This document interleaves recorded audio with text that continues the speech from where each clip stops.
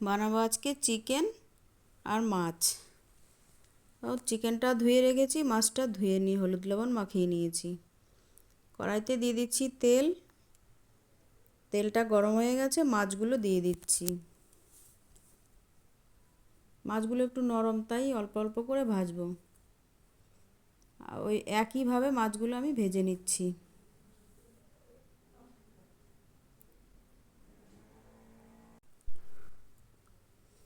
ভাজা হয়ে গেছে, মাছগুলো তুলে নিচ্ছি। ওই তেলেই আমি তরকারিটা রান্না করব।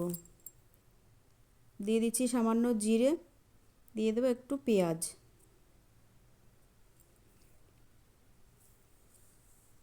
পেঁয়াজটা নেড়ে চেড়ে আমি পটল দিয়ে দেবো। আমি মাছটা পটল দিয়ে রান্না করব।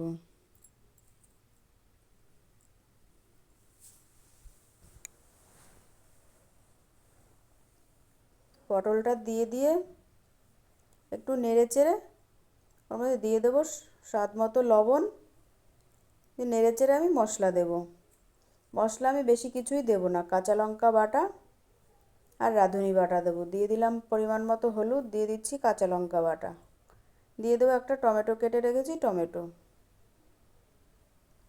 কষে জল দিয়ে দেবো। কষা হয়ে গেছে, জল দিয়ে দিচ্ছি।